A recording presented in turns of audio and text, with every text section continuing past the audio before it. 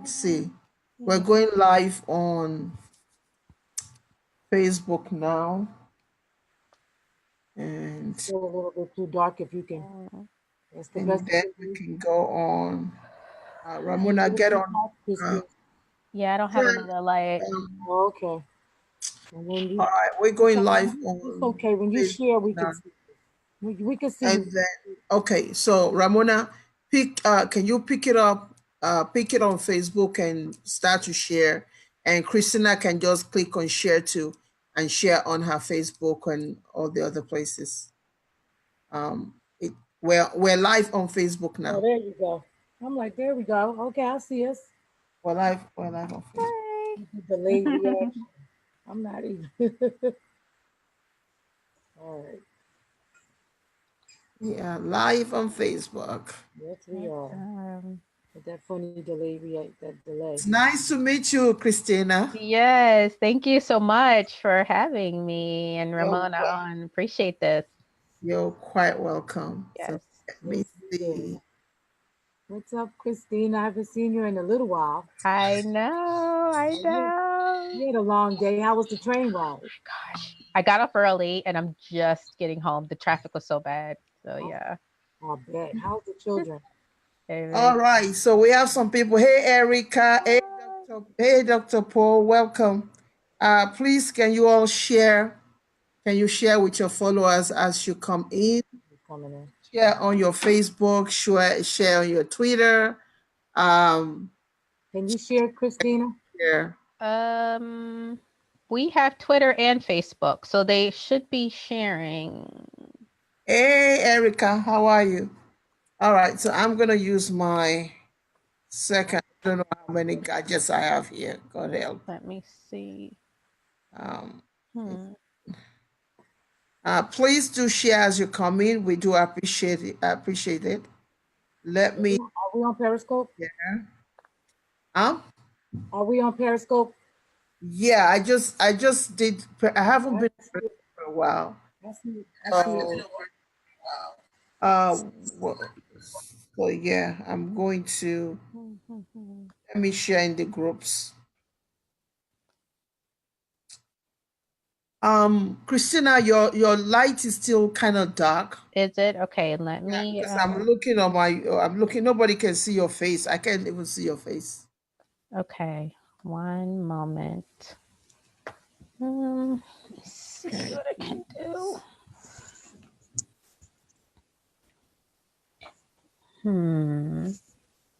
Yeah, and my light is just Yeah, it's like okay, let me figure this out. Hold on one second.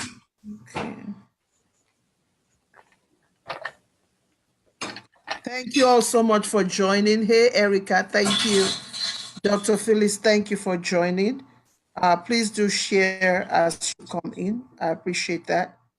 Share as you come in. I appreciate that. Let's go. Let's see. No, it's still not good. Let me see.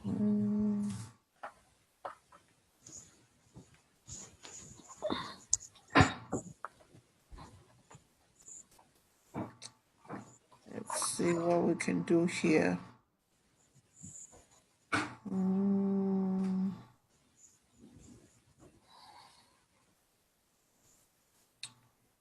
Thank you all for joining. Don't worry about the time. If we're not done at 8:30, okay. So, I think somebody has their. You got to mute or lower your volume or something. Okay. Can you bring it forward a little? Can you bring your light a little bit? Yeah, you're getting there. You're getting there. You're getting there, Christina. Yay. Thank you all for joining. Oh, share. Thank you. I appreciate that. Thank you for sharing. Now let me do my sharing. And then we will be on the way. Thank you all so much for joining. We appreciate you.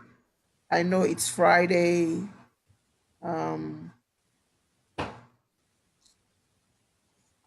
Let's see, where else do I want to share this, baby? Where else do I? How do I share? How do you share it? Oh, if you go, Oh, I see the share thing. I oh, got you it. see, okay, Yeah. all right, okay, cool. Do Well, thank you all so much for joining us. We do appreciate you for joining. For those who do not know me, my name is Dr. Princess Fumi Hancock. People call me your Global Vision Midwife, and of course, I'm your Life Rehab Ambassador. So thank you so much to the for coming to the Doctor of Nurse Practice show tonight. Tonight we have an incredible message for you tonight. We have an incredible uh, two dynamic women that are going um, to really share a lot with us about mental wellness, mental illness, mental wellness, trauma. And how many of you know that trauma crisis is on the rise, not only in America, but all over the world? And uh, as much as we want to like close our eyes and pretend like nothing is going on around us, the fact remains that nearly every day we turn on the TV, we're seeing people of prominence uh, dying. We're seeing people of prominence committing suicide. We're seeing people of prominence coming out to say they do have mental illness, they have mental wellness, they've gone through domestic violence, and all of these things are all linked together because here's the thing: where you've been through domestic violence and you come from an era where no one, you are not able to tell anybody what you're going through, right? You are afraid to tell people what you're going through. So the next best thing is to take your own life or do something even, um, just things that are abominable to yourself and also to your family. And so when we start to talk about it, when we start to uh, just create some conversations around it, it helps us all to be better. And so because of that, many of you know Ramona on this platform already, and she's the founder of Trauma Defeated.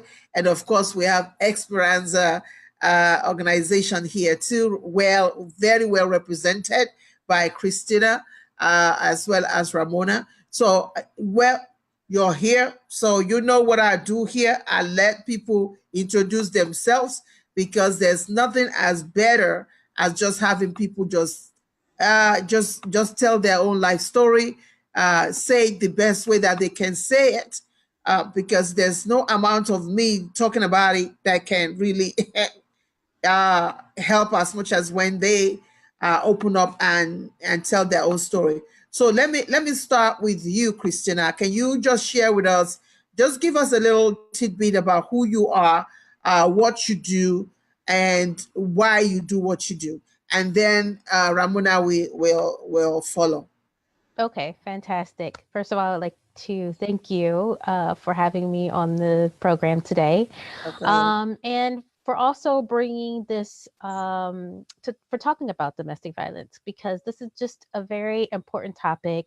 It's happening to a lot of women. It's happening in a lot of homes. It doesn't just affect the women; it also affects the men, who most often are perpetrators, but not always. Sometimes it is the women, and also the children in the home. So it's actually a family issue that a lot of homes are experiencing, and it's just not getting that much publicity. This month is also Breast Cancer Awareness Month, which we definitely want to talk about. But a woman is kind of 8 times more likely to be a victim of domestic violence than she is to have breast cancer, and we don't see much about that this month at all. We don't see the walks. We don't see the purple ribbons. So I thank you for this platform and for kind of just talking about this issue, because it's all about awareness and knowing what's going on in your home and knowing what's going on in your relationship. So I am a survivor of domestic violence. I was married to my ex-husband, and we had 3 children. And I didn't realize I was in an abusive relationship until I landed in the hospital. I just thought the relationship was crazy. We argued a lot.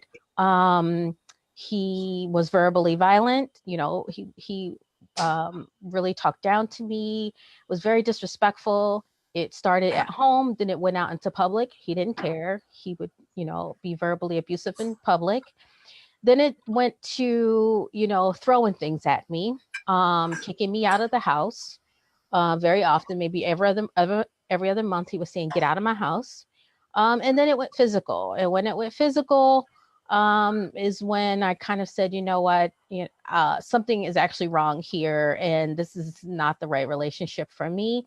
And it was unfortunate that I had to let it get to that point, because I did get very hurt. And it was in front of our 2-year-old at the time. He witnessed the whole thing, so he was traumatized after that. And I think it still has long-reaching effects, because sometimes we don't realize how even what's going in our home is affecting our children.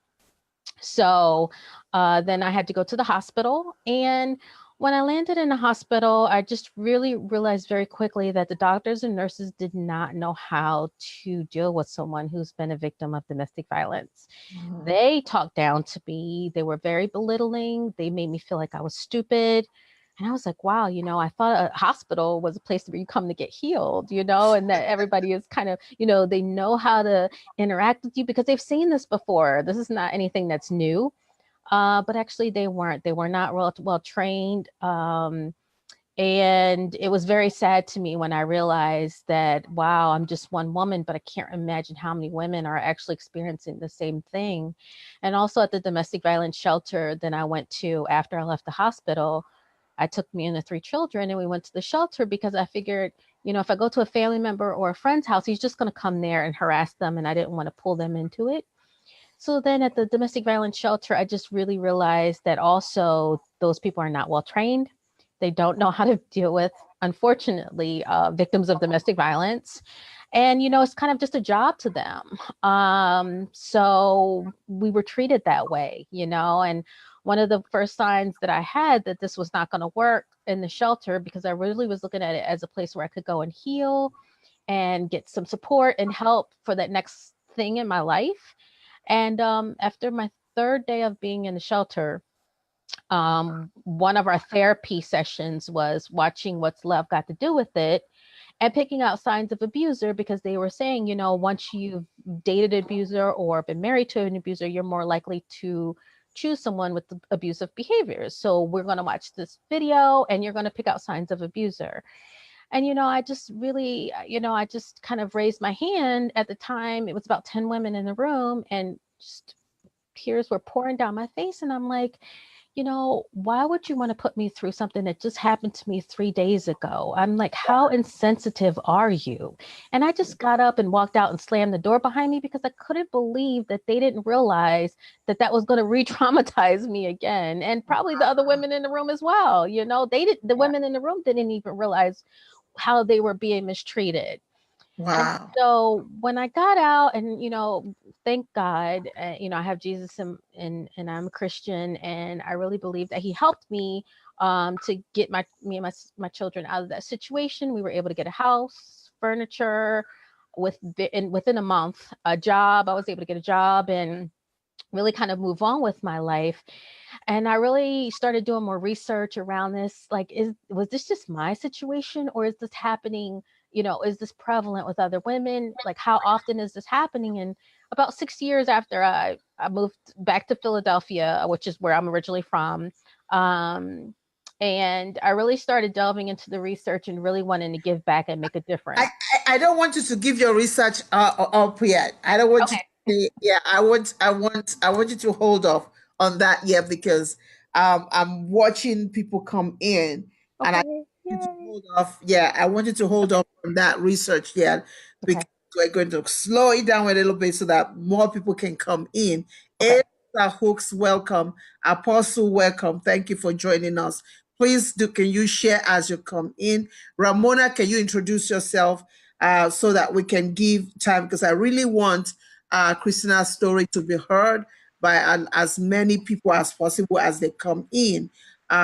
Thank you all so much for joining us again. Please, can you just share this, share it across, and continue to invite people? I know it's Friday. Yeah. But you know what? Those who are meant to be here are here at the moment. And then even after then, this is what we notice, Christina, that even after we're done, then people continue to share it, and the numbers continue to grow. And I pray today that tonight that your message will be strong and your message will be powerful, and that people who've never heard of Speranza before will hear of it today, and things will begin to move in your own way and begin to move in your favor. That is my prayer for you tonight. So, Ramona, can you just share a little bit of who you are, what you do, and how are you connected with Christina? What is the connection? I want people to know what the connection is, and then I'll begin to ask some questions. Okay. So, hey guys, I'm Ramona Phillips. I'm the Healthy Mind Strategist. Some of you probably already know me from the social media platform. And Princess Fumi Hancock is also my mentor, and we have a lot of history together over the past few years. I connected with, first of all, Christina. This is her baby. God gave it to her based on her own life story. Christina is the president of Speranza Human Compassion Project, and I am the vice president. Christina's called, I think she reeled me in as an undercoverly as her mascot, right? Because she said some beautiful things about me, about being compassionate. But Christina and I connected, about 6 years ago now? And I think she was given an event, the Women's International event, somehow, right? Somehow I got connected and I ended up attending the event and we started talking. And before I knew it, I was a speaker for a few years. I was the mindful care speaker. So she just had this discernment. And she would, sometimes people see some things in you that you don't quite see. But what brought us together also was the fact that we can both relate to domestic violence. Domestic violence. I too am a survivor of domestic violence. But first I saw my mother as a survivor. As a little girl, saw my mother beaten, really beaten. As a little girl, and that does trigger emotional problems and mental health problems for those of us who witness for the children who witness our parents being abused and things like that. Now, I had a mother who refused to go get help. So now I'm only I'm a little girl, and I'm hearing that there's some type of help somewhere. And my mother, I think she didn't go because of shame, because she was afraid, like Christina, she was afraid of being ridiculed. She was afraid of that. And I didn't understand at the time. All I know is I'm thinking she just thinks she's so tough. She just will not leave. She will not grab us and get out of here, but she wouldn't do it. And to tell you the truth, when I was in those relationships, I only did it once myself, and I ended up going back to my home. I ended up going back to my home. Like a lot of women, they feel like, well, they don't want to be a burden to a family member or a friend or something. So I left for a few days and I went back to my home, and that was not a good idea. It wasn't, that still just was not, it didn't change the relationship whatsoever. So my concern is the fact that trauma really is on the rise. We have so many young people dying. We have so many women dying. We have so many children being traumatized, and people are still, some people don't know that there is help out there. There are support systems out there, and some people are just really still stuck in the shame and just and the fear of it all. Now, let me ask you something, Christina. Why is it important that we continue to, because, we have different school of thoughts about trauma and about domestic violence. We have a school of thought that believes, well, we don't have to talk about it. You talk about it once and that's enough. We have another school of thought that believes you have to beat it to death, right? And then we have people that are just sitting on the fence. They are neither cold, they're neither hot. From your own perspective, why do you think we need to bring domestic violence to the forefront? Why are you doing what you're doing? Because that is what your organization is doing, bringing it to the forefront. Why do you think we need to do that? Well, I feel like people need to be educated. One of my first issues in my own relationship was I didn't know because I didn't hear people talking about it. I had never seen domestic violence before except on TV. So I didn't realize what was happening in my own relationship was abusive. Otherwise, I could have made better choices. I could have gotten out sooner. So that was the first thing for people to be aware of what's going on in your home, what's going on in your relationship and with your children. The second thing is for those who are providers, who are being paid to provide support to victims, to know what to do. What does help look like for a victim? What is true? What do they need? What do they really need? Do they need you to hand them a pamphlet talking about domestic violence? Do they need you to hand them a book with shelters and different resources that actually don't have any money or space for you to go to? Is that helpful? What do police need? What do the doctors and nurses need to be the most effective so that women can get the help that they need? If this issue in Philadelphia affects 400 women every single day are calling 911, and that's only the women who call 911. We know most women don't even call 911. And we're Yes. talking about not only the woman, but that's also the man. So now we're talking about 800 people affected every day. Then we're talking about the children in the home, if there's one or two children. So that's a lot of people affected every single day by one issue. In the city of New York, it's 700 calls to 911 every single day. That's a lot of women and a lot of men and a lot of children being affected, and nobody's talking about it. So it's just, we're doing what we can at Speranza, but we've got to continue this conversation so that it doesn't keep happening. We know that domestic violence, as Ramona said, you grow as a child witnessing that. You think that's how relationships go, and so then you allow yourself to be abused, or you abuse others in your own relationship, and it's just a cycle that we need to break, especially in our community, because we have this feeling like, oh, if we're not arguing, if we're not fighting, then it's not really love. I mean, that's what a relationship is. Mm. Until you experience something else. And then you're like, oh, well, actually, you don't have to fight. You don't have to argue. You don't have to have that combativeness all the time. Really?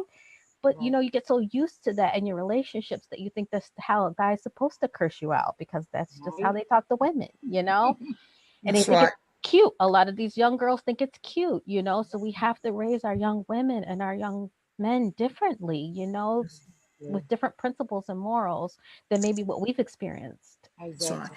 Now, I like the way that you have said it because um, either we like it or not, domestic violence is on the rise. Either we like it or not, It and is. because of that, a lot of the generation that is coming behind us Yep. not have the tolerance, and they don't have the strength to actually go through what we have gone through in the following. Thank you for inviting your class. They don't have the energy, they don't have the strength, they don't know the know-how, they don't have the tools. And because of that, you have kids that are in school that are being bullied. You have kids that are in school that are going through something in their home, but then when they get to school, they're not able to share it in the school. Now, here's the thing, a lot of times we're quiet, and then when we see a big name, right, on the TV, and we hear they hang themselves or something, and then all of a sudden, every neighbor start coming out to talk about them. Now, That's right. it's quite possible that they saw some things and they thought it was none of their business, so they kept it and just kept it moving. But then now that that person is on the news, don't commit suicide. Now we want to come on and start talking about all kind of stuff, how we knew them, how nice they were, how quiet they were. This is why we're saying we're doing what we're doing right now. This is not about sitting in the past, but it's about moving into the future, because things are getting more violent in the future. Either we like it or not, they're getting more violent. And we have a situation to either sit back and let our children continue to be brought to this and begin to die right in front of us as a result of domestic violence. We have a great statistics out there. a great statistics which says that even men, right, men who have experienced when they were growing up, when they've seen their mother being beaten down and beaten up and whatever, and they promise themselves that when they grow up, they will never do that before. Guess what?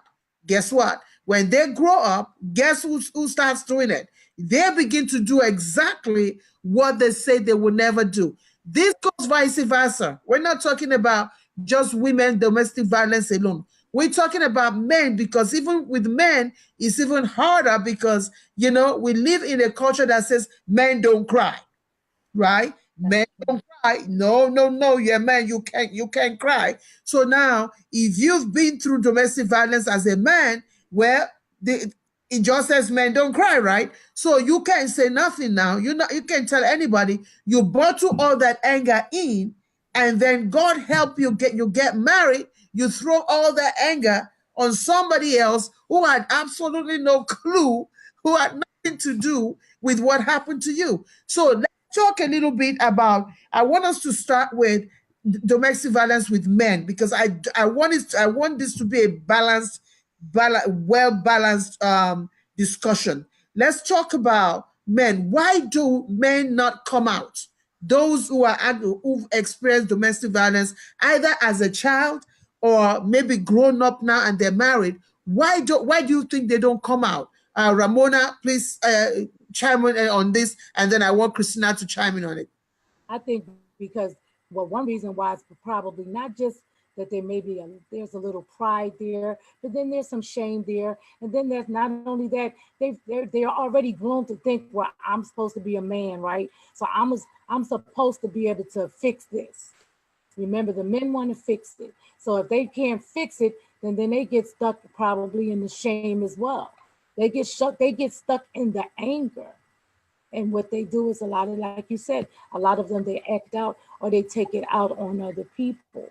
And they feel less than a man. It gets in the way and it attacks their self-esteem as well. So now they're feeling like they're less than a man. Because here's the issue that they feel like they can't fix. Or maybe this woman is hitting on them and they feel as though they don't want to hurt her. Okay. But at the same time, if I go report it to the police, they're gonna look at me like I'm not a man, right? Or say, being a little boy, he internalizes that anger because he can't help his mom. So we get a bunch of men that grow up angry, and it's because then they feel they're traumatized too, and society has told them that they can't get that they're supposed to be supermen or something, and they're not supposed to reach out and get help. That they're supposed to be the ones that fix it, and they realize they can't fix it. So then who do they tell? Wow, wow. What do you think, Christina? What do you have to say with this? So what, I feel very similar to the way Ramona feels. I think they bottle up a lot of the anger and they take it out then on the people closest to them. They say when men get depressed, they take it out on those closest to them, which is typically their wife or children. And when women get depressed, we take it out on ourselves. So it's a different way that we approach, how our internal self. But I also feel like a lot of times men also, they self-medicate, right? So they'll turn to alcohol or they'll turn to marijuana, to kind of numb themselves to those feelings because they don't want to reach out for help. But you know what? Even if they reach out for help, if they don't have a good support unit with like maybe their family or their friends that they feel they're comfortable talking to, even if they reach out to like maybe a therapist or something, you have to have the right therapist. It's very difficult to find someone who That's can right. actually you can talk to, that can actually speak to what's going on inside of you. And maybe they might have reached out, to someone and didn't get that feedback that was really helpful. So then they shut down. It also happens with women, even myself. I reached out for therapy right after my incident, And the lady told me, "Oh, it's not you, it's him." And I'm like, "Yeah, but I'm the one that got into the situation, so I need to know what to do so I don't get in the situation again." And, "Oh, you're fine, don't worry about it." That's not really what I needed. I needed some tools, so that I could make better choices next time, because obviously I didn't choose well. So it's really tough to find that right person that can give you what you need, and that's kind of what we want to do with Speranza, and it's kind of the program that we're working with. We want to help those who are helpers, and we want to meet them where they are and meet their need. We don't want to just give them what we think that they need. We want to That's give them what's actually going to help and make a difference. Exactly. So, you really have to look at therapy or because there's some that are helpful, but then there's some that are not, and they discourage people from reaching out. I tell you, when you talk about therapy, oh my God. All right. So I have a background in therapy because I'm a psych-mental nurse practitioner. Hmm. And even though I have that, I've had so many problems with so many therapists that I've had people come to me that went into therapy and came out of therapy even worse than they went into therapy with +1 and they came out with +10. And and perhaps maybe that was one of the reasons why I decided to go into that arena myself from a nursing perspective, because it's like you kept hearing stories of people saying, well, they went to therapy, but my therapist said this. And when they tell me what their therapist said, I said, well, are you sure your therapist said that? Are you sure you heard right? That's your therapy, because it seemed like your therapy is once lopsided, like one-sided. It seems like your therapist is not giving you the tool. But then, like you said, when you find the right therapist, Yeah. my goodness, when you find the right person to really delve into it, the person is not going to be focused on the surface level. The person is going to go deeper. Now, I love what your organization do, because you start from the hospital. I love that part, because I'm telling you, I remember being a nurse on the floor, and there were not much resources, and you had nurses that are working hard, they're tired. And so the very first thing is whatever they get, boom, bam, boom, pow, pow, out, and Yep. over. Yep. There's follow up. There's no, once they're thrown out there, well, good luck to you. Yeah. Swim, you Yeah. swim Yeah, whichever way you y'all want to did. swim, until we'll see you next time again. And hopefully you're not half dead when we see you next time. Right, It's You know, and, true. and that's the thing. It's not that some of these nurses don't want to help. It's like Yeah, they're not given the resources. it's So true. talk to us about your organization. I want you to share a little bit, and I want Ramona to share why she joined why she thinks that your organization, why is she dedicated to your organization. I want Ramona because to talk about that too, so that people can hear from both of you. Your organization, I love that hospital component of it, Hmm. because it begins from that when somebody finally goes into the hospital, Yep. which we all know it takes a lot Yeah. even finally get in. I mean, that person is almost dead by the time they finally say, okay, my bad. Yep. I'm going in now. I'm really going in now. I'm going in, because Yep. as a woman, you're thinking, oh my God, if I go in, somebody's going to take my children. They're going to say, I'm not worthy of holding on to my children. Now here comes CPS now, because they might say, I'm exposing my children to, to abuse. All of these things is going on in the mind. So tell us what your organization is going to be doing. How do you intend to work with people who are in the hospital? Who are you going to be working with in the hospital? Talk to us a little bit about that. Yeah, so Speranza, it's Speranza Human Compassion Project. Speranza is hope in Italian.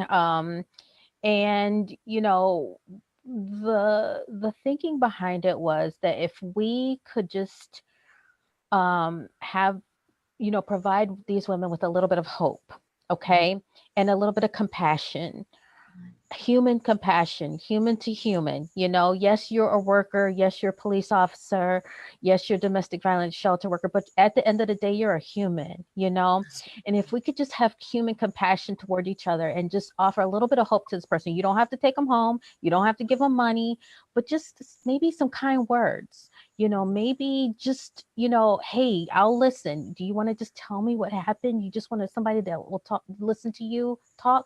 I'm here. I'm your nurse. I'm going to be providing care for you while I'm doing this. Why don't you let me know what happened? Let's talk through, let's problem solve together. So what we try to do is, we know that healthcare and the police and all the first responders have a very limited time, because they have so much they're dealing with. And honestly, when we first started the project, we really wanted to dive into police officers, right? Because most times victims are calling 911 first before they're even injured or it gets that bad. But the police, they have a lot of different calls that they're going on. So one of the police officers told me, in an 8-hour shift in a high volume area, he could go on 40 different calls. And that's anywhere from delivering a baby to getting, to picking up stray animals, to being shot at, to going to a rape. And then he said about 50% of those calls will be domestic violence calls. He also said that domestic violence calls are their most feared calls, because often they'll go to the house and then the victim turns on them. So not only do they have the abuser that they're worried about, but they also have the victim that they have to watch out for. Every single police officer, and I probably just randomly polled about 20 police officers in New York and Philadelphia, and they all tell me exactly the same thing. Domestic violence calls are their worst feared calls. But yet there's about 50% of the calls that they go on every shift. Okay. And I said, well, and they said, well, Christina, isn't that stupid? Why would a victim turn on me? I'm there to help her. She called me to come out, and so that's how they go into the house, with that approach. Well, you called us, that's why we're here to help you. But they don't understand that, why. I said, well, just think about it. Why would she turn on you? Why would she call you and then turn on you when you come? Because she knows that if you don't take this man with you right now, she's going to get beat up soon as you walk out that door, so she's got to act like, no, I didn't call, or because that fear kicks in. Fear is crazy. When your life is on the line, you'll say anything when you think, oh my God, they're not going to take him, or, oh my God, he's going to get out in 3 days and be back here, and then that fear just automatically kicks in. So police officers, and they don't get much training, if any. They said they get training during their academy. But this guy said, I've been on the force for 25 years, Christina. He's like, I didn't get another training but in the academy. They give us some pamphlets here and there. But he said, and for 50% of our calls, we don't know what to say. We do our best when we go out.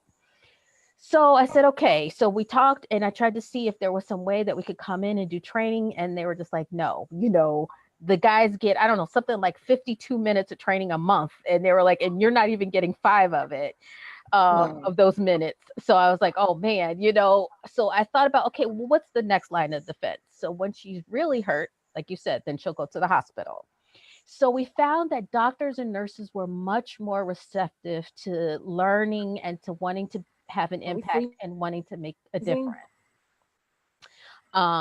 So when we realized that, we're like, okay, let's focus on the people who do want the help, and let's kind of start polling them. Let's start talking to them. Let's meet them where they are to see what information that they need.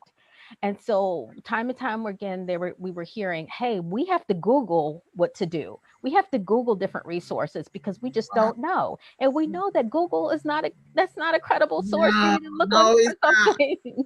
No, it's not. So, or they'll send them to shelters. And I'm like, have you ever? Thank you for the hearts.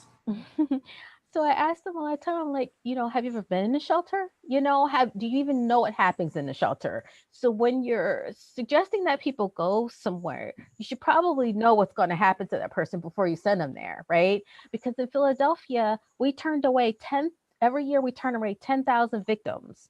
And they probably serve about 150 victims at our emergency shelter a year, and they turn away 10,000. Okay. Wow. So the likelihood that you're going to get in is like very little. because they only have 100 beds. And every person gets a bed. So if you come in the shelter, you have yourself and 3 kids like I did, that's 4 people, that's 4 beds, right? So how many families are you really serving with 100 beds? So you kind of have to, so we start giving those practical understanding of domestic violence and what actually happens to victims, so that they see the other side. They don't just see, okay, this girl is coming in again, we've talked to her so many times. So we want them to understand what happened to that victim before they got up to that door. We try to really make it, really bring it home and make it human for them. And then, kind of help them to problem solve. So what could you do? What could you offer? You got to understand this person has been beaten down for probably years before they got here, verbally, mentally, physically, and then they get here, and then you're also going to be verbally kind of abusive and abrasive with them. So we try to give them tools and strategies and things that they can think about, but we also want them to problem solve within themselves, to think, how can I be because every victim is different and every situation is different. That's right. So they're going to have to problem solve and think on their feet. So we give them tools, resources, and things to think about. But we also, like I said, sometimes it's just a simple thing as, hey, I'm here. I work here. I'm here every day. If you need to call me later on this week, tell your boyfriend or your husband, I told you to check in with me, and you want to talk, feel free. Because some of the things that happens is, we know, abusers take your phone. They go through your phone. They want to see who you're calling. You can't call a shelter, but you could call the doctor, oh, my doctor told me to call in, or my doctor told me to come back up next week for a checkup, to check back in on my injury. So I have to go back in, and then you sit down and make a plan with that person. Hey, what are you going to do? Can I contact your mom for you? Can I contact the sister? I know you've told them so many times you're going to leave, but this time you need to be serious and you don't go back. If I help you, will you do that? Just kind of being firm, but also having, and it's not like you have to take hours with the person, but one of the things the doctors have been telling us lately is they don't want to get emotionally involved, because when they open that door of, hey, could this be domestic violence? When the person's not opening up to them, then they said the person starts crying, right? Every single time. And they said, and it's just emotionally draining on them once they open that door for that crying to happen. And then it can go on for a while, right? So then they try to, and they don't have the time because they got to get on to the next patient who might have a broken arm. But what we try to help them to understand is, look, this is not like someone who broke their arm, or someone who's in a car accident, or, someone who even, God forbid, has cancer. These are things, this person has been through a cycle of abuse in their home where they sleep every night, or with the person that they love and their partner for a long time. It's not just a one-time incident, like a car accident, or, an injury of some sort, or getting the flu, like your other patients. So you have to take more time and care with this person. This person is really callous and really heartbroken and hurting, and so you kind of have to keep that in the back of your mind when you're dealing with domestic violence. So that's what we try to do. We try to really give them the other side of the issue, because sometimes they don't understand. They're just like, they got to go on to the next patient. But so we're looking at some other strategies and ways to help support them, and things, also self-care for them, because they work, sometimes they can work 25, 26, 27-hour shifts, right? Yes. So, are you taking care of yourself to regenerate yourself? Yeah. So that you can have more to give when you're working these long shifts. Yeah. Now, exactly. Ramona, what made you really interested in being a part of Speranza? What this movement, because I call it a movement, really. It's not just a program, it's not just a project, it's a movement of trying to bring awareness, not just to our neighbors, but to professionals who are in that, the professionals who are in the front line. Oh, that's the word, the frontline professionals. Yeah. Right? Those people that are the first to get hit by, hey, this person is going through domestic violence, and that domestic violence has led to trauma in some kind of way. Why are you connected? Do you have a story, a backdrop story? What is it that connects you to the heart of what Speranza is doing? My backdrop, I think for me, it's about the fact that I noticed that a lot of people, besides the fact that I believe that people are, they're not as compassionate, I think, as they can be. People, for me, from my experience, they're not as empathetic as I think that they can be. And I saw that happen in my own personal relationship where people seem like they just don't care. People are kind of just self-centered, but into their own stuff. But it's not even just that. I realized that a lot of the first responders, like Christina was saying, a lot of them, they have to take care of themselves. So I come in on more so on the awareness and the mindful care aspect of the program. And at the times that I did speak for Speranza, I gave them tools. I had something printed for them. I reminded them the importance that their job is very important, that they have very important jobs, very stressful jobs. So what are you doing to take care of yourself? How aware are you of how you are being affected by your job per se?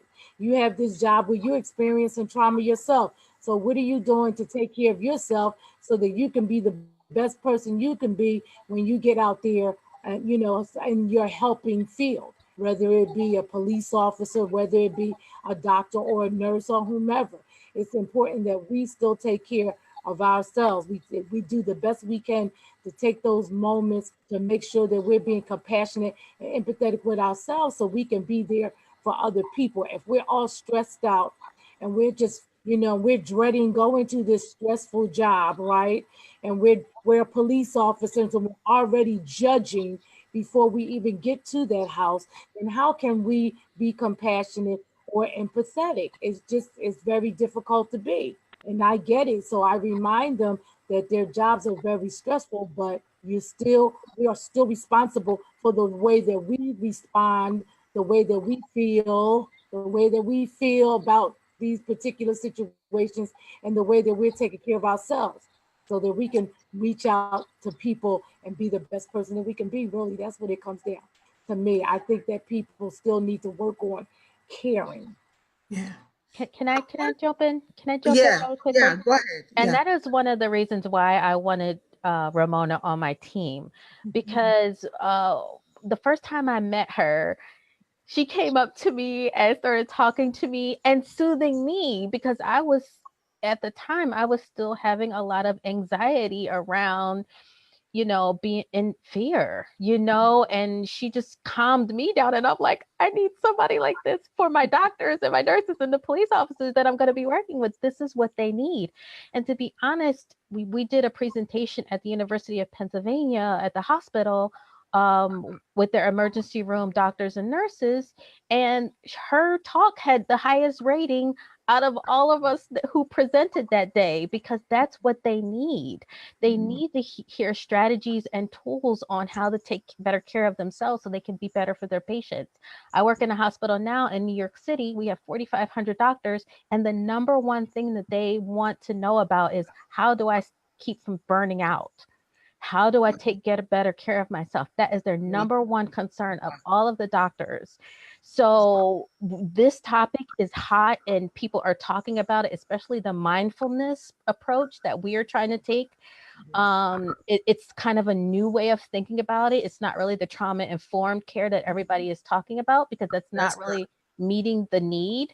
We're trying to meet the need, and we feel like the mindfulness way of really being present with every person that's in front of you, no matter who they are or what they're going through, even if it's only for 5 minutes, you're meeting with this person, be present completely and fully with that person. And the only way you can do that is to be self-aware and completely mindful within yourself.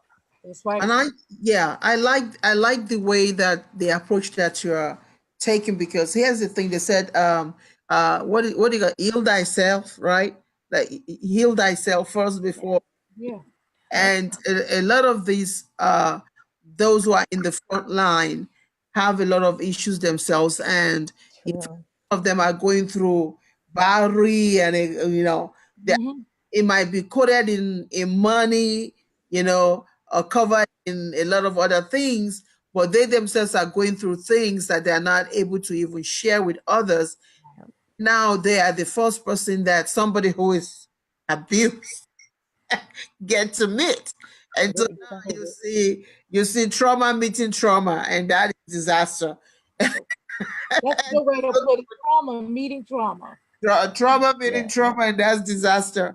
And so it's amazing how it's important for us, just like with your organization, to also let the frontliners know that you matter in this case, and the people, because ever so often, because of the dynamics of the organization that we work for, right, we have organizations that are not too loyal to their staff anymore. It's in a numbers game now. Move them out, move them in. How many beds is left? And if this person is an indigent, no, we don't want that bed for that indigent. So out. Never mind if that person almost got shot last night. Yep.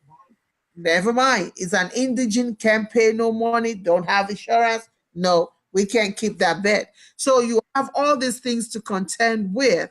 And so an organization like you come in and bring the heart to Exactly.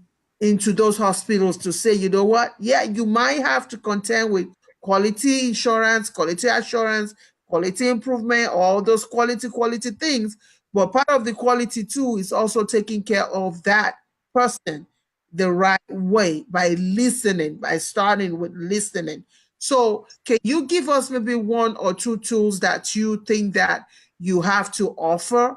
That you have to offer if you, because I know that I have some social workers, and I also have some nurses that will watch replay of this. Mm. Uh, what kind of tools do you give? How can they connect with you? And just give us maybe give us one thing, just one thing that they should be mindful of when they are approached, or when they are faced with someone who comes into their organization, or comes into their hospital. Yeah, So so yeah, that's so like I just kind of like explained. So one of the things that we really try to do is help them to understand what that person went through before they got to that door. So what it took that person to get to that door. And so oftentimes share my story. I mean, literally, I was limping up to the door. I was covered from head to toe in bruises. I had a black eye. They thought he fractured part of my face. And limping, I couldn't even walk straight. Limping up to the door, I'm just thinking, okay, if I can just get to the door, they're gonna know what to do. I can't be the first victim they've ever seen. They're gonna help me. They're gonna help me press charges, and this whole thing is gonna be over, and I'm gonna get the help that I need. Right? This is me limping all the way up to the door, and I parked far. And then I get in the door, and just to be kind of slammed, and he's just going to do this again if you don't press charges. And I was like, well, I thought you guys had to call the police. And they were like, no, they didn't even know what they needed to do. Honestly, you know, often medical doctors and nurses, they don't even know what they need to report, because they really were supposed to report that. Because if a minor was involved, which my 2-year-old witnessed the whole thing, that is considered, something that they should have, um, not really reported, but at least, asked me if I wanted to call the police, or worked with me. I think they don't have to call the police, just because there are some issues around the child protective services, like we talked about, that could, put your children at risk. But they should have made me aware of these things. Like I said, I'm not the first victim that they have seen. So we really just want them to become, stop thinking like a robot, or like you said, thinking about the regulations and the rules. When these people enter, you don't know what's going to happen to that person once they leave. You might be the last person that person gets to speak yeah, with. What Yeah. do you want to say to them? You know, is it, oh, I got to hurry up and get to the next patient? So then she says, okay, I'm just going to leave because you're Wow. treating me just like my boyfriend does, just like my husband does. So I'm just going to leave. And she goes out the door and gets shot, or she goes home that night and gets, you know, beaten to death, you know, because a lot of times you're at greater risk when you go back, because then the abuser says, oh, you're back. So obviously you want more, you know? And often the police and the doctors think the same thing. Well, you went back home, so you must like it. You know, this must be what you want. But they don't realize the system is broken. And if these women could get help, believe me, they would. So that's our thing. Like, if you're the last person that this person sees, what do you want them to know? What do you want to give them? Because honestly, what saved my life is my roommate in the shelter. She told me what to do, and with her assistance, I was able to get the help that I needed, which is one of the Wow. reasons why we started Speranza. Because why wouldn't the women in the shelter who had the information that could help me, why wouldn't they just give it to me? You know, but the lady in here, my roommate, she said, no, they're not going to give you this. You have to ask for these forms. And with Wow. those forms, I was able to get a house full of furniture for free, because when people pass away, they donate the furniture. So I was able to get a. What? Whoa, whoa, whoa, whoa! Hold off on that. Hold off on that. Oh, okay. Are you saying that people can get something like that? Because that's my first time of hearing that. You said hospital furniture. No, no, no, no, no.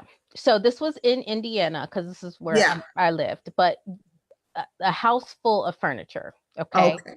When people would pass away, sometimes they donate their furniture for women who are abused. Yeah. At the place, it was called the Mustard Seed.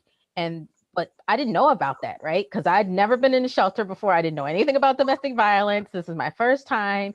And one of the girls that was in the room with me in the shelter said, they won't tell you this, but you got to ask for this form. And when I asked for that form, then I was able to get the furniture. But I wouldn't have known that if she didn't tell me. Another form is because I was married and he made so much money. I need a form showing that I was in the shelter. When you can present to like a welfare office, if you need to get support for yourself and your children because you're leaving and you don't, maybe I wasn't working at the time. If you show them that you have been in the shelter, then they will give you benefits and they will help you. But at the time, I was married and my ex-husband made so much money that when I went in there to get assistance, they were like, we can't help you because, you know, you're still married and he makes too much. And I was like, oh yeah, I do have this one form. I was in the shelter. And they were like, you do? And I was like, yeah. I said, I have it in my car. I came and gave it to them, and then they were able to help me. So I always credit, I mean, my roommate and God, you know, for giving me that information that saved my life, because otherwise I would not have been able to leave, because I wouldn't have had the resources, because I wasn't working. I had no, you know, way to. I also was able to get help with a deposit uh for a house that I was renting. So it's all these things that I was only able to do it because my roommate shared that information with me. So it's like, if the shelter worker has that information, or if a nurse or a social worker at a hospital has that information, why would they only give it to people who ask for it? You know, why would you withhold that from people who need that support and that help? So we want them to kind of just look at it from a different vantage point, you know, not as a doctor, but just as a human. What would you want someone to do for you? Wouldn't you want someone to show you compassion? If it was your child, you know, trying to get out of abusive relationship, you know, what would you want that person to do for them? So that's kind of how we want them to start framing when victims come in, because like I said, it's not the same thing as the other injuries that you might see, or a sick baby or whatever. You know, this is something that's chronic, that's happening every day or systematically to this person, that they really need a deeper level of help, and care and compassion and thoughtfulness and mindfulness. Wow. So, who is your primary target? Is it the front line? Are they the primary, Yes. and then individual secondary? Who is primary? Who is secondary? So primary are the first responders. Yep. Okay. So right now we target them and we give them the tools and resources so they can, because we could see victims, right? We could support them, but we might see what, 100 a month. But guess what? If we help 100 doctors and 100 nurses, think of the reach that each one of them have. So that's how we're thinking about it. We're thinking exponentially. How are we going to target those who are doing this every single day, who see victims every single day anyway, right? So we might as well give them the tools so they can be more effective in their work that they're already doing, because they're going to have a way farther reach. If we can reach 100 of them a month, we're going to touch at least, 2,000-3,000 people that way, as opposed to us trying to do it ourselves. Yeah. So are you focused mainly in Philly right now, or what is your plan for expansion? So right now we're focused in Philadelphia and New York City. So right now those are our two target markets that we're working in, because the issue is just so prevalent. If you think about Philadelphia, we have about 1 million people in the city proper. And for this to happen to 400 people every day, or 400 women, and 400 men and the children, if you think about that, that's a lot of people in our city going through this every single day right now as we speak. In the city of New York, they have about 8 million people, okay, and they get 700 calls every single day. So those numbers are skewed if you think about it. Now there may be other reasons why they only get 700 calls a day, but 8 million people, 700 calls, 1 million people, 400 calls. In Philadelphia, we need a lot of work, and if you talk to those on the front line, if you talk to the doctors and nurses on the front line, if even the police officers could be a little jaded, is what I've noticed. They're a little callous because they're not getting the support that they need. So now they've just kind of built up this resistance to learning new information. But doctors and nurses aren't there. If you talk to them, they say, we need this information. We want to know what to do. We know we're not doing what we need to do. Yeah, they are. They want the help. And so we're trying to reach those who actually want the help right now, because it's easiest. But we haven't forgot about those other ones. We've even had firefighters reach out to us like, hey, we need this information as well. So right now we're targeting doctors and nurses, and then we hope to expand out. But right now we're working in Philadelphia and New York City. New York City we've just found that they're a lot more receptive to our program than even here in Philadelphia. Yeah. So the doctors and nurses there are like, we're all about it. Whatever you need, we're going to help you. We're on board. So we're kind of, working in an area that kind of wants us, so doubly the nurses and doctors, and then the city, they have resources and things that we can really reach out to and utilize. Which is the best way to go about it too, though, because there's no need trying to beat your head against the wall when you have very limited resources to spare. Why not go and really go to people that really do that are open to it right now? Exactly. Ramona, I want to ask you this question. Where do you see, because I'm deliberately asking you and not Christina, where do you see Speranza going? Where do you see this organization going moving forward? Hello, Pat. Thanks for coming. Thank Natural for coming. Where do you see this? Please do share. I was telling Christina, because we just started going forth in New York very recently, and I love the fact that they're really on board. So where do I see? I see us continually getting the opportunity. I see doors opening. I told Christina that before.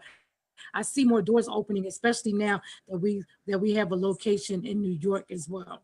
So because New York is more receptive. So I see more doors opening up for us to get in there to talk to the people that really want the service. In other words, I'll just leave it there. So when you mentioned the word there, service, right? We that at some point you're going to need help financially. Yeah. There has to be some financial component to this.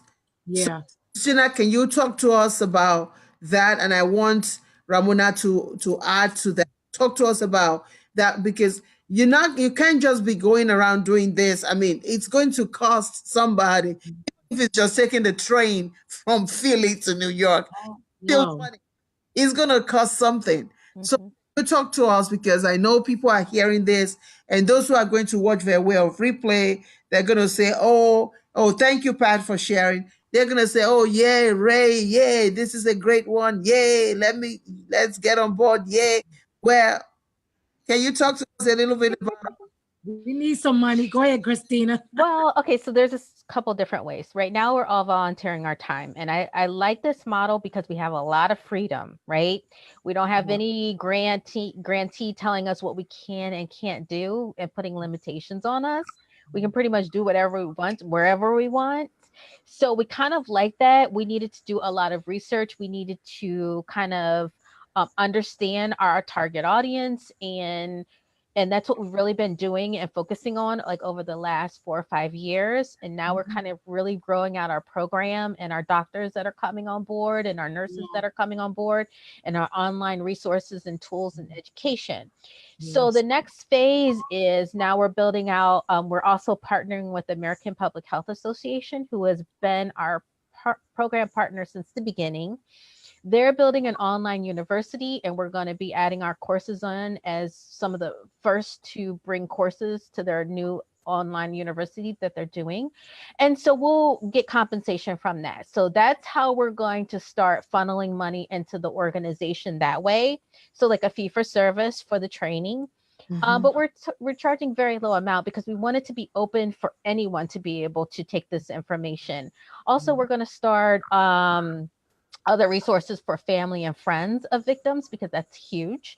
My family and my friends did not know what to do. You know, they realized that I was going through something and my personality was changing, but they didn't really know how to help me. So we're going to be developing out those tools. And the next level is pretty much doing conferences and seminars all over for doctors, nurses, and other frontline workers who want to be involved. So that's kind of long range where we see our program going, and essentially charging for those conferences, but also donations, and things like that. Absolutely, we're a 501c3 designated organization. We have been for about 4 years now. So yeah, anything that you donate, you do get tax write-off for. I think it's a limit of up to $10,000 right now, but if anybody wants to give 10,000, we I was getting worried there. I thought you were not going to mention donation. Yeah, absolutely. Absolutely. Yes. I was going to mention donations. Yeah, because I was getting worried that wait a minute now. What happens if someone says, because here's the thing, we're getting to the end of the year. And one thing I've noticed with my own business is getting to the end of the year, some people end up, in fact, a lot of people end up with disposable income that they have to get rid of before December 31st. You know about that. That they have to get rid of, and they're constantly looking. At that point, they're looking for just any organization they can drop, that they know that if that money goes with them to January 1st, is you know where it's going. So because of that, a lot of organizations, not just even organizations, just human individuals, when they look at their disposable income and they say, and they balance it out, it's like, okay, if I give this, I'm still better off than if I hold on to this. So, though, for those who are watching right now that are interested in donating, or getting involved at the basic level, how can they contact you? How can they connect with you?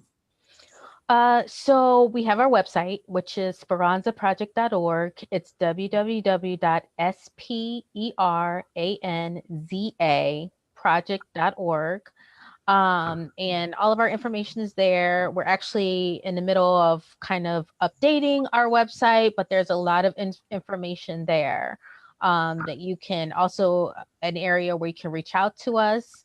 You can also reach out to myself at Christina, Christina, at speranzaproject.org at any time. I'm sure you can reach out to Ramona. And it's just Ramona, Ramona at speranzaproject.org. We're always available anytime. And we always would like people to get involved and to be aware, even if you just want resources for yourself, or for a family member, or if you are a first responder, or a medical provider who would like information for your office or training. We definitely would love to, you know, speak with you. Ramona, if Yeah. you don't mind, can you put all that information in the comment in the That's what I'm working on. okay, good. Can you put it in the Yeah, comment that's what box? I'm working on right now. Okay, cool. So now, talk to us as we're gonna wrap up. Thank you all, ladies. Thank you so much for joining. Yes, thank Have you. any question, please can you drop it in the chat box? In the next 24 hours, we're gonna come back and start looking at the chat box. If you have any questions, drop it. If you have it now, you can drop it before as we wrap in because I know it's a long day for everyone working. So we do appreciate you coming in. I We're did. definitely going to bring Christina back at the right Okay, time. You thank know, you. usually I have my show on Wednesdays, and we're moving it to Thursday evening, which we kind of make it available for you to be able to come because it's going to be in the evening again. That was So perfect. I think this is something that we can certainly continue to discuss because it's something that's also dear to my heart. Uh, Okay. any questions, ladies and gentlemen? If you have any questions, please drop it there. Um, uh, give us one. Give us no, not one. Give us maybe like two nuggets. For number one, for a lady who might be going through something right now and feels alone, right? A lady or a man and feels alone, give us like two nuggets that could help that lady take the next step and whatever that next step is. Yeah, it's tough. It does. It's a process, right? And you have to know that it's a process. And a lot of times we feel shame because maybe we've gone back, because I know I did. And it's very true. I think it says like something like 7 times you'll go back before you actually leave. Mhm. And that's probably right about the number that I kept leaving and he kept kicking me out and then I went back. So if you're in that cycle, and you see this pattern. So like I said, one of the things is just awareness of what's going on within your relationship and within yourself, because I really had to dive into myself and start doing some self work. And I realized, I had self-esteem issues, which is how I allowed myself to get there. Yeah, But I man. also didn't set clear boundaries in the relationship very early on of things that I wouldn't accept. Right. So now I know these things. And it's just about knowing what you're worth and knowing that someone who talks down to you or makes you feel less uh than the way that you would treat yourself, or makes you feel like you're worthless. That's not a relationship that you really want to be. When you're in a relationship with someone, you want someone that feeds you and makes you feel good about yourself and empowers you. That's why you're in a relationship, right? You're not in a relationship to argue and always feel bad and crying and wondering where he's at and why is he mistreating you. Like, that's not a healthy relationship. So just realizing why am I here? Like, what am I doing? Like, what is the purpose of this? Is this making me feel good? Is this making me feel better? Is this putting me on the path that I want to be on, that's healthy for myself? And if you have children, especially for your children, because one of the things with me was I was like, my children will not grow up witnessing this every day and then have the same pattern in their lives. I refuse for them to live like this. I will take care of them on my own and I will be by myself if I have to. And it's very hard for us because it was really difficult for me. I had 3 kids by myself, and thinking, oh my God, what am I going to do now? I no job. I look bad, but you know what? Sometimes you have to trust, you have to trust that the universe or God and whatever you believe is going to catch you. And you have to just go for it, Hmm. for a better life for yourself. So, just kind of really assessing what's going on with you, what's going on in your relationship and in your home. And is this where you want to be? And is this you know, where you envision for yourself? Is this making you happy? Is this fulfilling you? And if not, then you really need to come up with a plan.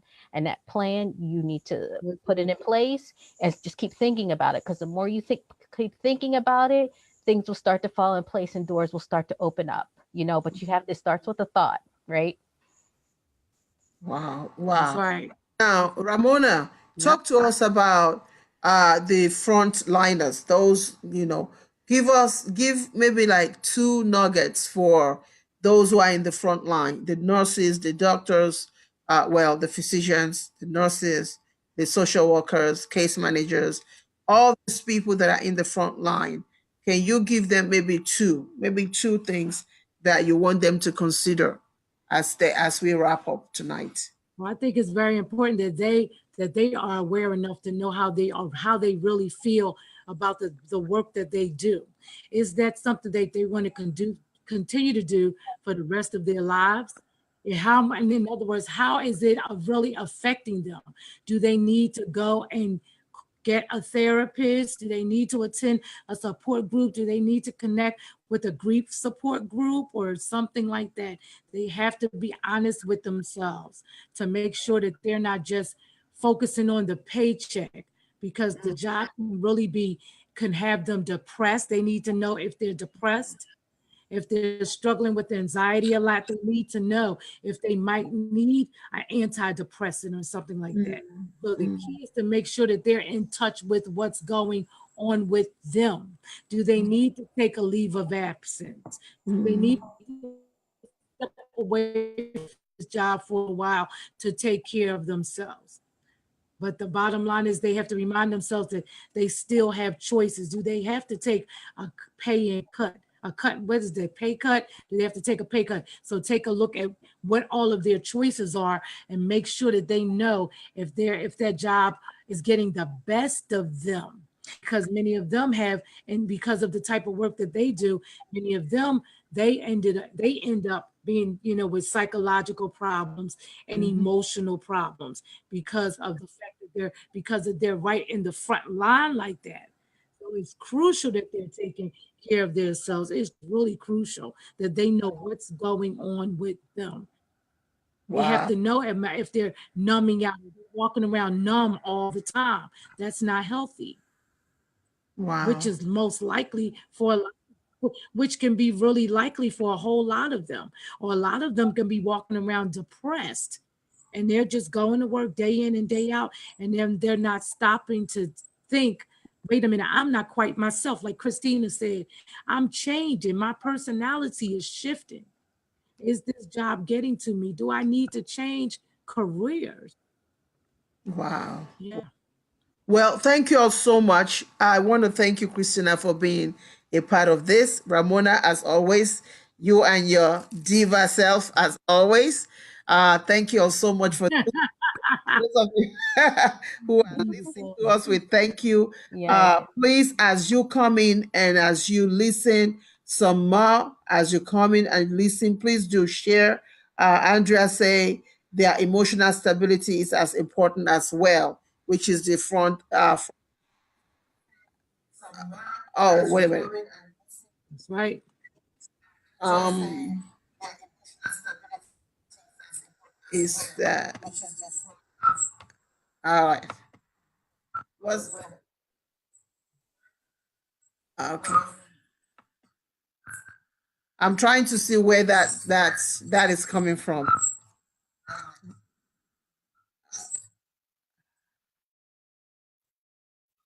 All right, just bear with me for a second. I want to. Ooh, hold on a second. Just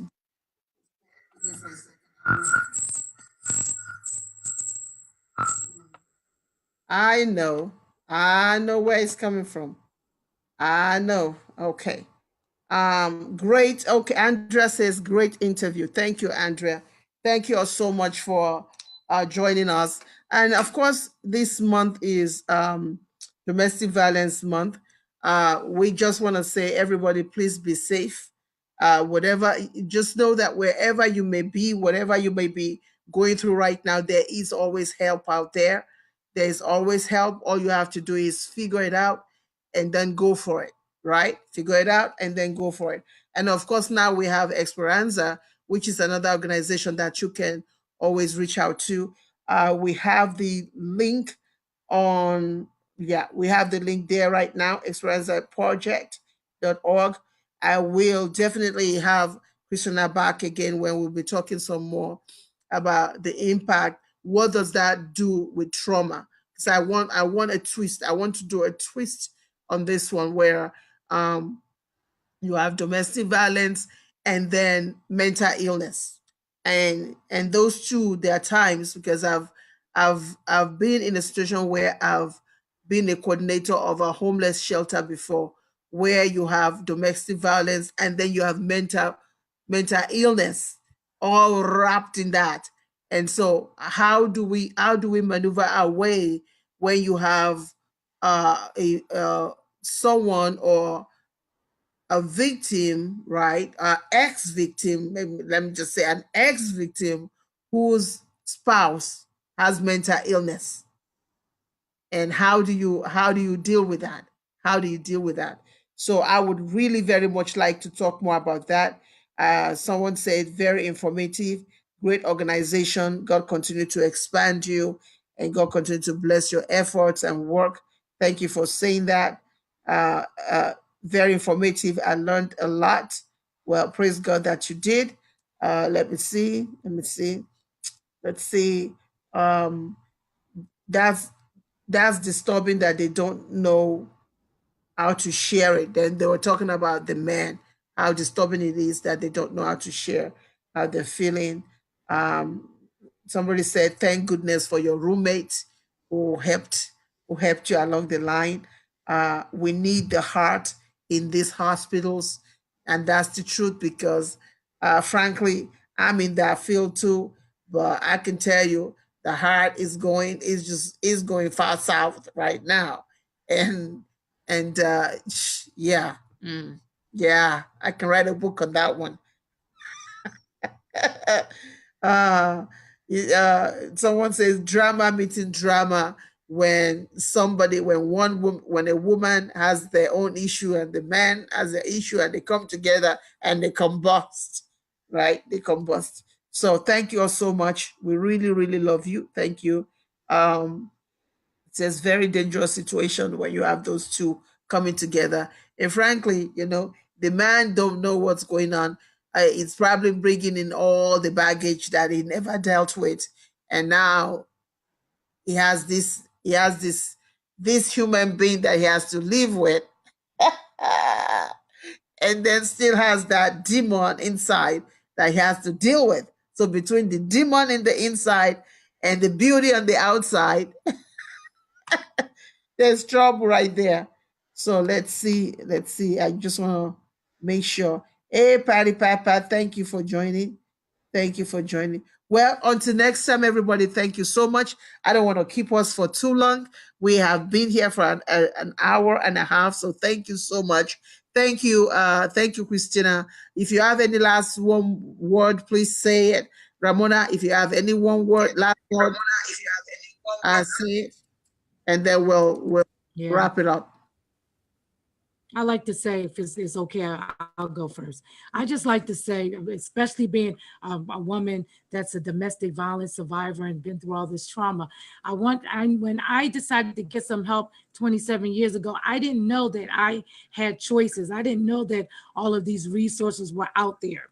So I want people to know that although you may feel alone and you're going through a very difficult time and you don't want anybody to know, you have to challenge yourself to come out of, you have to, I don't want to say out of your comfort zone, because, well, I want you to challenge yourself to reach out for help. Okay, just and remind yourself that you are not alone. Just because you feel alone does not mean that you really are alone, that there are people out there that care. So we always have choices regardless of how difficult our situation is.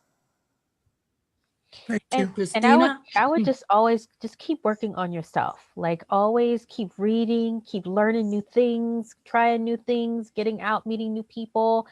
And that kind of brings you a different perspective that helps to start your self-empowerment and feeling good about yourself. The more people you're around, the more things you learn and more experiences you have.